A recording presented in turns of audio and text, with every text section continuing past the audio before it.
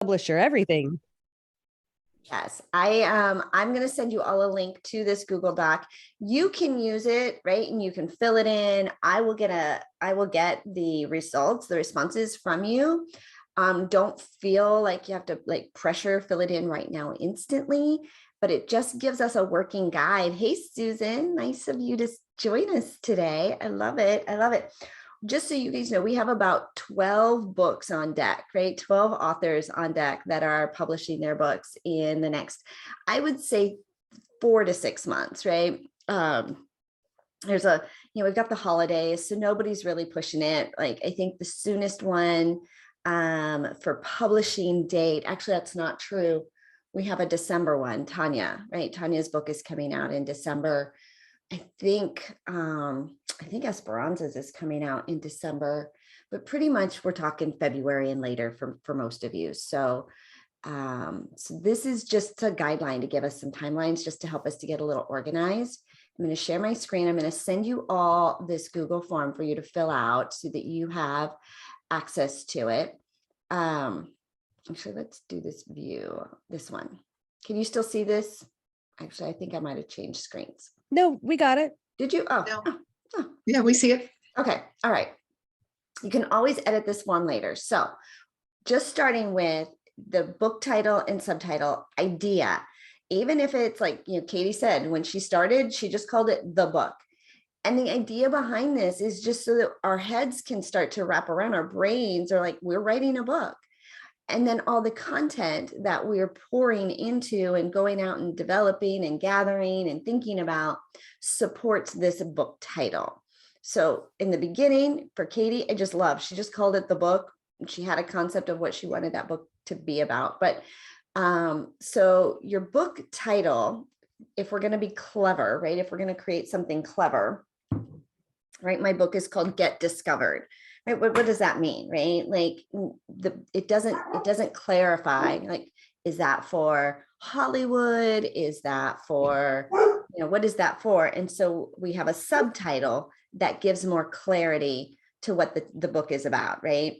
Using media interviews to grow your business, book, and brand, right? So it's media interviews. So if your book title isn't super clear of, I don't know what that's about, then a subtitle gets to come in and be that supporting character, right, in your play, so to speak. The next piece is just approximately, when are you thinking you want to publish your book? This is going to give us some timelines, and we're going to baby step and back it out of, and I can put some real structure for what are some of the metrics that have to happen by certain dates so that we hit your goal. Some of you, right, it might be a birthday, it might be an anniversary or a milestone for your business. Maybe it's around a certain holiday. Last year we had, for Molly Campbell, she was going to be speaking at a 200-person luncheon, and we wanted to have the book ready in time for her to sell at this, because she was going to have a booth. She had workshop rooms. She had 2 breakout rooms. She was the keynote on stage in the main room. And she had she could drive people back to her table, right, for book sales afterwards. So if you've got a timeline, we want to make sure that we hit that timeline, but there's some really specific milestones that have to happen along the way. So this is just give us some guidelines. It also holds us accountable, right? When you put a date on something, right, all of a sudden it's legit real. And especially now here, if you're saying to this group, we said it out loud. So I would like for you to, in the chat, what's your approximate timeline, right, that you're thinking you want, or not timeline, date that you're thinking you want your book to be published. And so I'd love to see those in the chat. Like, let's make this baby real, right? And there's nothing wrong with moving stuff because of life happening. I mean, y'all know, like, I'm super flexible and life has to be flexible, but February 2023, like that was November, December, that gives us that perfect 3 months. And what's beautiful, Susan, we did go around and talk about what our books were about. In fact, Susan Esperanza, do you want to just quickly introduce yourself and tell us the title and concept of your book? You mean Susan Kirby? Did you say Susan Esperanza? Oh, sorry. I said You meant me? Susan and Esperanza. Oh, Sorry. got So it. And go first, Esperanza. Susan Okay. Kirby. I'm sorry. I'm not on the, I wasn't on gallery view, so I couldn't see everybody. So I'm like, oh, there's Esperanza. Hi. So my book is, the working title is Help, I've Got a Talk Coming Up, How to Get Better on Stages. Love it. And what's so beautiful about Miss Susan's, and this is for many of us, right? Like, this is knowledge that we already have, that we mostly give away for free a lot of the times. And Susan's book is, I would say, 80% already written. Wouldn't you agree? I would say it's at least 50% written, because there might be just more that I have to say. But outside of that, yeah. I think we have much further than you actually think. Let's go with, we'll meet you in the middle. I'll say 70%. All right, great. Okay. How about you, Esperanza? Introduce yourself. Tell us a little Well, about. hi, my name is Esperanza Ray, and my book is already written. What I wanted to do is republish it. I do have another one that's ready for editing. The one that I would be republishing would be Hope Reigns, Beyond 2012. So I want to change the title from Hope Reigns Beyond 2012 to Hope Reigns, because the 2012 is no longer relevant, although the content inside is very much still relevant. So basically, the purpose of the book is to talk about the end of times, locate what's going to happen, and then the really traumatic parts of it. Now, it's not the end of the world. It's about the end of time as we know it. And it talks about the future, 1400 years into the future, the advancements of humanity living in what is called the Age of Miracles. Okay, so Esperanza, you bring up a really valid point that I want to just highlight, and that is creating something that is evergreen, right? Think about the book, Think and Grow Rich. Right? I mean, that book has stood the test of time. It is evergreen. He could have very easily talked about it like post-depression, right? You know, how to think and grow rich during a depression, right? Like during an economic, downturn. Well, we're not always in an economic downturn. And so January 4th, I love that. So think about your book as evergreen, rather than saying, how to do this post-COVID, right? During how to build your business during a pandemic. These are great articles, right? These are great videos. This is great newsletter fodder, great for your press releases. Press releases are very specific and timely, but we really want your book to stand the test of time. So we're not talking, even when you do media interviews and podcast interviews, we really don't want to say next week I'm hosting an event. Right. Next year, I'm putting together my first workshop, my first retreat. We want it to stand the test of time. So as we're putting our book together and thinking about the content, a couple of things is that we want it to be evergreen, so last longer than just a specific season, so we don't have to republish, right, and redo. We're talking to one person in our book, right? Somebody who's reading it, they're reading it and it's very personal. So instead of saying y'all, right? No, you, right? This is for you, you today. This is what you're thinking. This is what you're dealing with. This is what I'm dealing with. This is how this worked for me. And so I want to help you take this next step. I want to help you understand, paint this picture for you.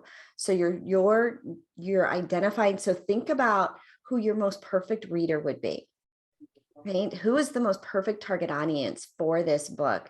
And write this book to that person, right? Now that person is a collective, right? They represent an entire audience, but just really as you're writing it, remember that we're writing it to that one human, right? Who's reading it because they're absorbing it personally, right? They're not sitting in a group. Okay.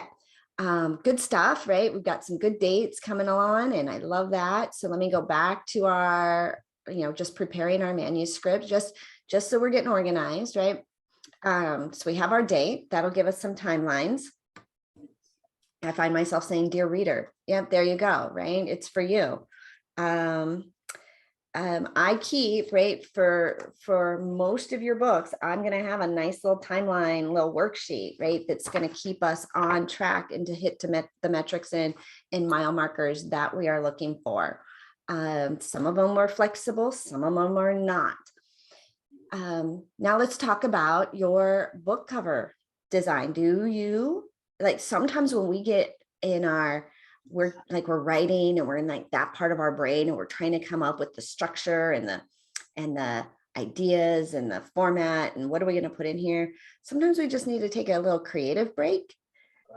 And so, you know, putting together some social media graphics about your book, working with your designer on your book cover, it's a nice little break to, okay, there's so much stories, right? It's all this and it's all this writing. And so getting out and being a little bit creative. We have some great Canva templates, depending on once we know the size of your book, and we can start to put together some book cover concepts for you. If you're working with your graphic design artist, they're going to want to know the size of your book. And so this week, or if you haven't already, here's some homework for you. I want you to go through your bookshelf and I want you to pull out some books and see what are some things inside of those books that you like. What are some elements in that book that you're like, oh, I could put that in there, right? Or I like how they did their dedication. I like how they, you know, started every chapter with a story.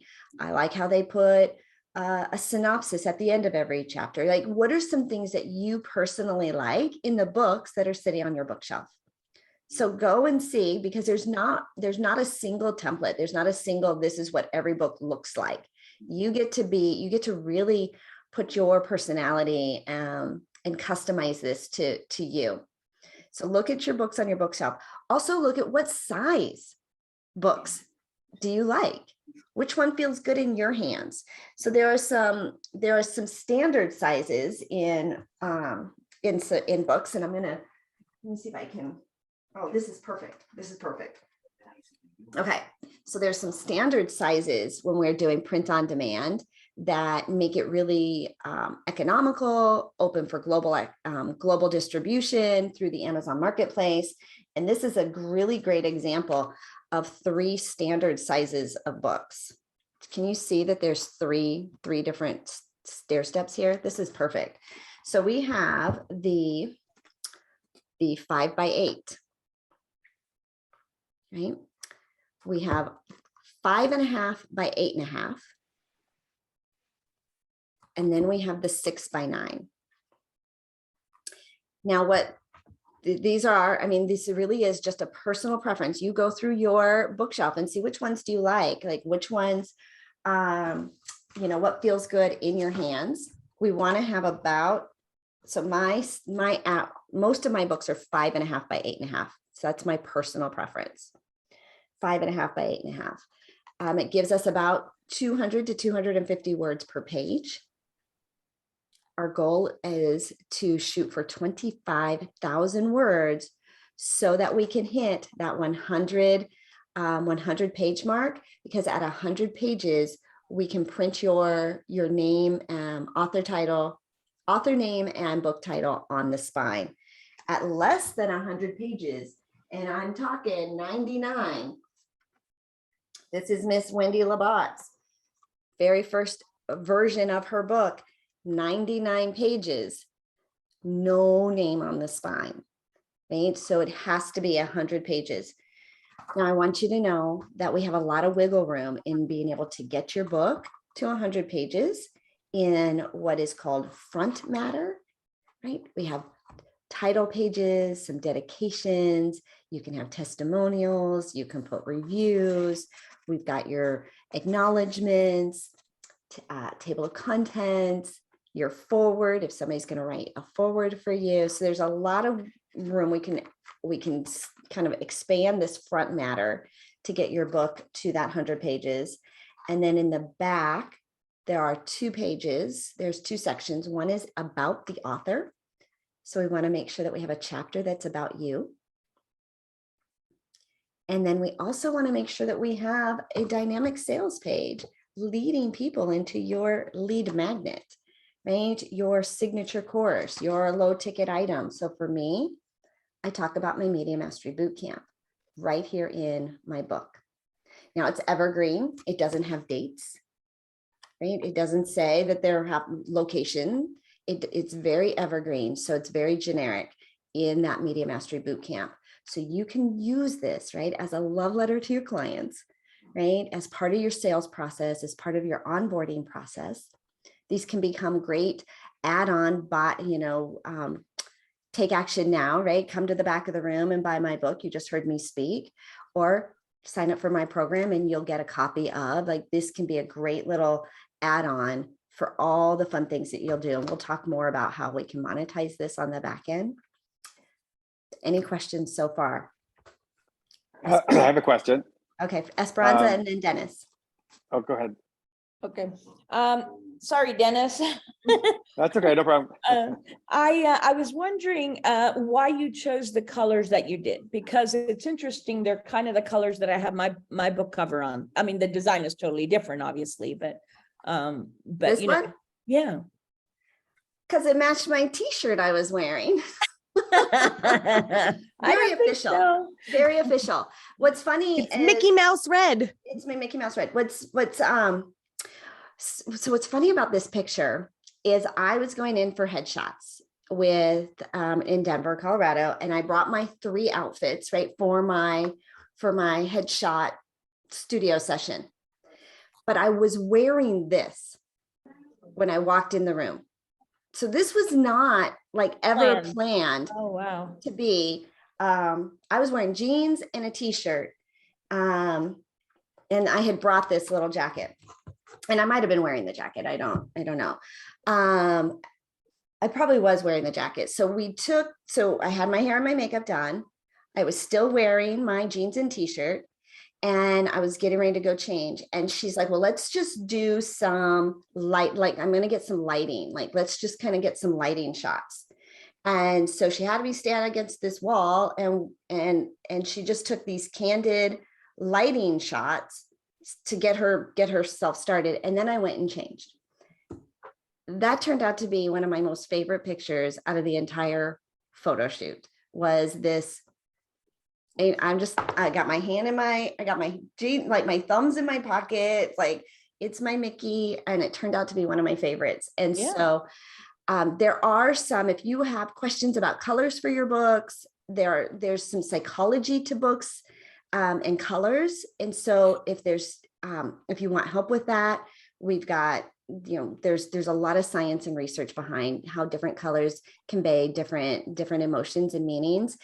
And again, if you're looking, go through your bookshelves, look at the covers. Which ones grab your attention? What do you like? And lay them out in front of you. What are the common themes? Is it colors?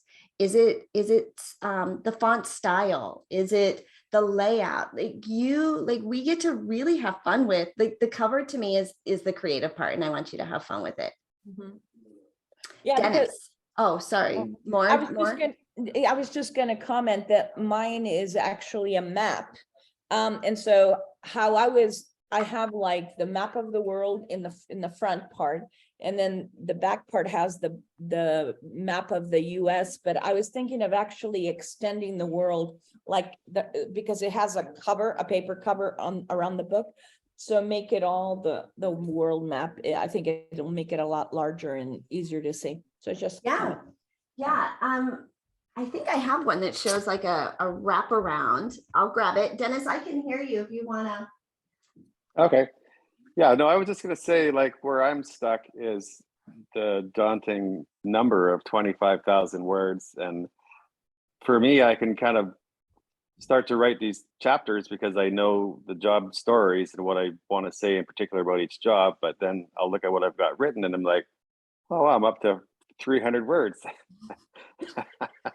Okay, we're going to talk about how to stretch your stories out a little stretch bit. My words. Okay. Yes, okay, thank you. And so I just wanted to show you like this book cover. This is Lists That Saved My Life, but it's a picture of me sitting on this chair. And so like my feet are across the back of it. So my cover actually, extends or wraps around. And there's several that have done a nice little wraparound. So I think it's a really nice, a nice layout. And so let's, go forward with, if you love it. And that's the thing, is when you hold your book up, I want you to be proud of it, right? I want you to be really proud of your book cover. Now, something people ask me a lot about is whether or not to put your photo, like you, on the cover, right? Unless you're a celebrity, right? A brand name, is it better to have you on the cover or something, more of a designed photo? And the way that we typically sell our books in our world of speaking and coaching and media is people are hearing you speak, right? They're hearing you on an interview, they're seeing you on stage, they're listening to you on a podcast. So we are leveraging you as exposure. So when people go and buy your book, we're really turning this into, we want people to work with you. And so we do a lot, right? With putting our authors on the cover, or at least at the very minimum, right? We want your picture for sure on the back, because we're using this to build your entire sales castle and attract actual customers into your castle. But then we also have some really fun ones that just have, right, that don't have pictures on the cover. I don't have any of those right here in front of me. Actually, Wendy's is, right? So Wendy has her logo, right, on hers, but she has a really fabulous photo of herself on the back of it. So there's some, the lemonade stand, right? I didn't publish this. This is Michelle Faust though, but she's got a really fun lemonade stand on it, which brings, it's a great photo for her book. Oh, we have lots. So yeah, the cover is the fun part. Okay. All right. So what I would love for you to do, right, to get started. Now, my daughter, Lauren, is actually putting together some videos on how to use Google Docs and Microsoft Word, right, for formatting and for layout. She's got one for Word, one for Microsoft Word, one for Google Docs, and she's actually doing one for Pages if you guys need help with just how to set up and how to type onto documents. The good news is you don't have to do a lot of formatting for your books. I don't need you to do the formatting. We have somebody on staff that will do the formatting for your book. I just need chapter titles, right? And each chapter to be separated, right? So she can copy and paste that into her software. So we will do the formatting for you. So you don't have to get all fancy and figure out if there's things that you do want specific indentations or bold or italics. You can just give us the directions when we grab your manuscript from you. Okay. So ideally, we're going to create a Google Drive, a Google folder, because it's in the cloud and it's really easy for us to then go and you can share it and we can share it with our team and everybody has access. So if you're putting all of this in Microsoft Word or you've got it on your computer, at some point, we're going to want to put that into a Google Drive so that everybody on the team can have access to it. And if you can do one of two ways, you can have just one nice long, super long document, like the whole kit and caboodle, or you can have a different document for every chapter. And what I like about having a different document for every chapter, at least in the beginning, is as these ideas come to you, okay, this is my layout. Like I've got these 10 chapters or these 5 chapters or just even 3 chapters to start with. These are the stories I'm going to put in it. This is the takeaway I want, right? The outcome of this. I'm going to close my door. I can hear my family upstairs. Hold on.